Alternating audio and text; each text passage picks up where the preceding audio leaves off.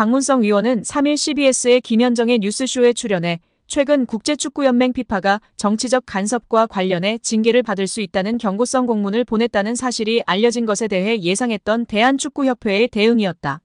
축구협회가 마지막으로 쓸 수 있는 카드를 썼다고 말했습니다.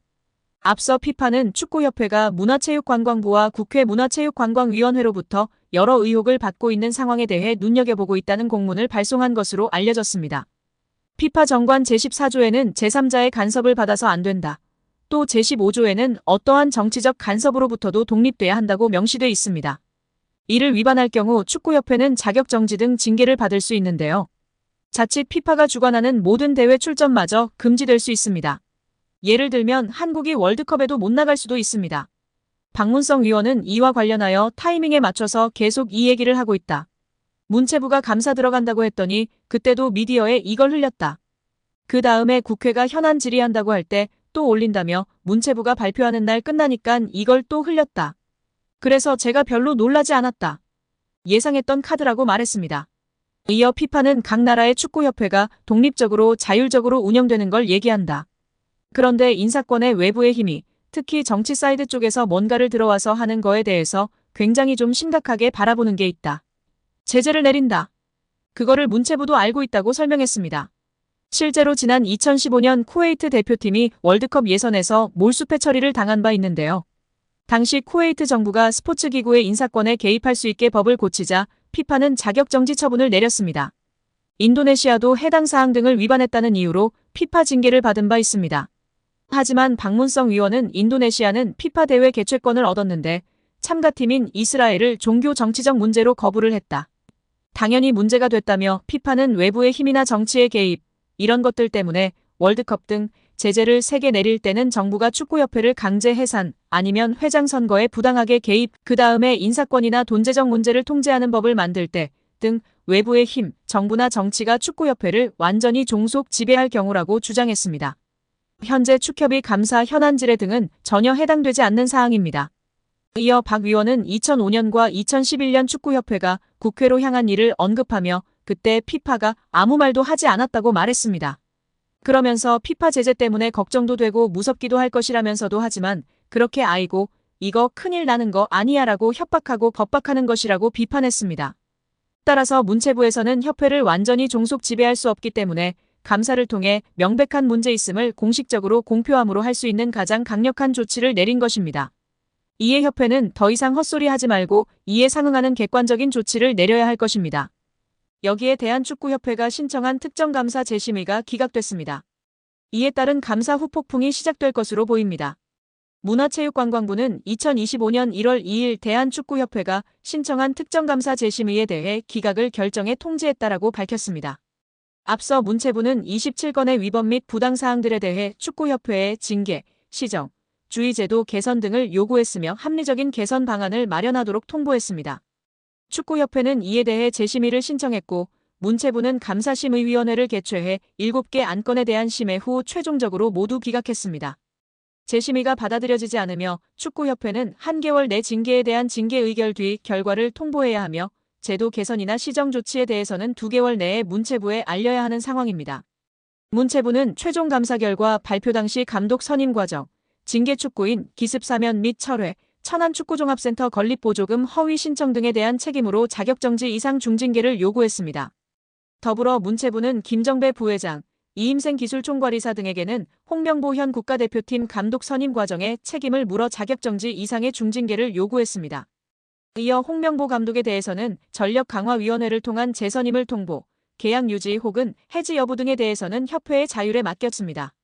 문체부 관계자는 이번 축구협회의 재심의 신청 기각에 대해 해당 내용을 다시 살펴본 결과 문제가 없다고 판단했다. 중징계 정몽규 회장, 김정배 부회장, 이임생 이사의 자격정지 이상의 징계와 관련해서 축구협회가 한 달 내로 통보해야 한다. 이후 문체부는 이행 여부를 들여다볼 것이다. 이행 감사 또한 이뤄진다라고 전했습니다. 축구협회의 감사 후폭풍이 이어질 것이라고 알렸는데요. 문체부 관계자는 축구협회의 대한민국 천안축구종합센터 건립 관련 차입금, 실행과 보조금 집행과 관련해 국고보조금 부정수급이 있었다. 보조금 환수 절차를 밟을 예정이다.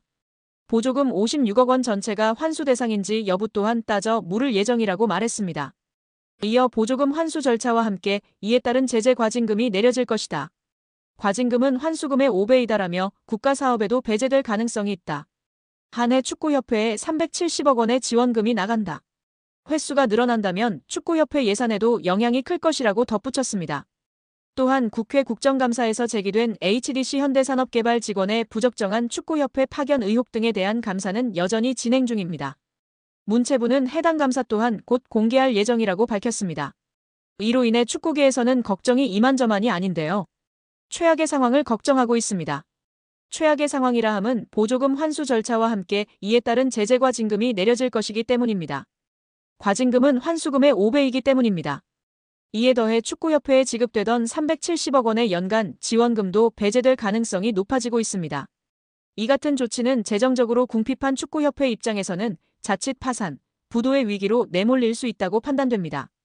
천안축구센터의 공사는 당연히 큰 차질이 예상되고 직원들의 급여 지급도 원만하지 않을까 걱정이 됩니다.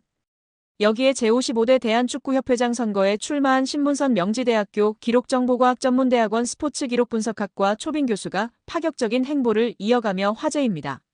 신문선 교수 측은 5일 보도자료를 통해 현재 한국 남자축구 국가대표팀 감독 연봉이 20억 원, 상근 부회장 연봉은 3억 원이 넘는다.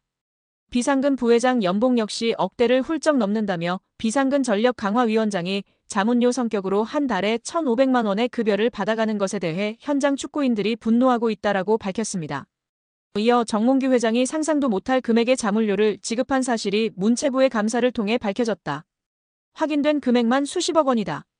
이 돈은 정몽규 회장의 개인 돈도 아니고 축구협회의 예산을 집행한 것이다라고 주장했습니다. 그러면서 비상임 이사들에게 지급한 돈을 꼼꼼히 따져보면 정몽규 회장 자신에 대한 충성도에 따라 차등 지급한 듯 싶다. 자신이 축구협회 이사였던 1990년대에는 회의비도 없었고 협회가 교통비 지급도 하지 않았다라며 당시 축구협회 이사로서 기술위원회, 상벌위원회, 여성분과위원회, 사업분과위원회 등 많은 분과위원회에 속해 회의도 많았지만 자문료의 명분으로 축구협회로부터 돈을 받아본 일이 단 한 차례도 없었다라고 꼬집었습니다. 신문선 교수는 자신이 협회장으로 당선된다면 비상임 이사들에 대한 비용 지급은 폐지할 것이라고 강조했습니다. 입장문을 통해 이와 같은 사실을 국민께 약속한 셈인데요. 그는 이 급여를 주는 예산이 국민들이 낸 세금일 수도 있다. 축구협회의 예산은 정부 보조금 성격의 것과 전 축구인의 땀과 노력으로 생성된 축구협회 브랜드를 앞세운 영업의 결과로 조성된 재산이다. 그럼에도 마치 회장 개인의 돈처럼 펑펑 써댄 내역을 전 국민에게 공개할 생각이다. 이 내역을 살피면 정몽규 회장에 대한 충성도 순위 또한 밝혀질 것이다라고 이야기했습니다. 또 예산 집행 및 철저한 관리를 강조하며 투명한 집행부를 꾸리겠다고 주장했다. 신문선 교수는 예산을 철저하게 필터링하고 타당한 금액으로 적절하게 사용할 것이다. 비축된 예산은 대한민국 축구의 미래 사업에 값지게 사용할 것을 약속드린다라고 했습니다. 그는 축구협회에 대한 국민의 일반적 시각은 부정, 부패한 집단으로 보고 있다는 사실은 축구협회의 브랜드를 불량품으로 각인되게 한 정몽규 회장의 책임이다. 이는 스폰서십, 광고주 영입 등 영업수익 창출에서 큰 손실로 이어지고 정부와의 긴장관계는 정부 지원금 문제에도 심각한 악영향을 줄 것이다라고 짚었습니다. 끝으로 지난 아시안컵을 치르는 과정에서 성적 부진과 각종 외유 등의 문제로 지휘봉을 내려놓은 위르겐 클린스만 감독의 이름을 언급했는데요. 신문선 후보는 회장이 되면 클린스만에게 지급한 위약금 금액을 공개하겠다. 정부 감사를 통해 클린스만 전 감독의 계약은 정몽규 회장이 독단적으로 행사한 직권 남용이 밝혀졌기 때문에 구상권 청구도 검토하고 있다라고 목소리를 높였습니다. 정몽규 취임 후 보조금은 11년간 3배 늘었습니다. 정부 보조금은 연간 최소 110억 원 수준이며 스포츠 토토 등 복표 수익 연간 200억 원이 지원되고 있습니다. 주요국 정부 보조금 없거나 의존도 낮으며 피파 랭킹 20위권 국가들은 70% 이상이 협회장은 전문 경영인이 하고 있고 이외 축구인 등이 하고 있습니다. 우리나라처럼 재벌 총수가 회장인 곳은 단 한 곳도 없습니다. 대한축구협회에 연간 약 300억 원의 국가재정이 투입되면서 수익에서 정부 의존도가 약 30%에 달하는 것으로 나타나며 충격에 빠졌습니다. 사실상 정부 재원이 아니면 운영이 어려운 셈입니다. 미국과 일본 등 주요국은 국가보조금 의존도가 낮은 가운데 축협의 재정 자립을 촉구하는 목소리가 나오고 있습니다. 18일 한경닷컴이 축협의 손익계산서를 분석한 결과 지난 2013년 이후 보조금과 복표 수익을 제외하면 연 평균 300억 원 적자를 기록하고 있습니다.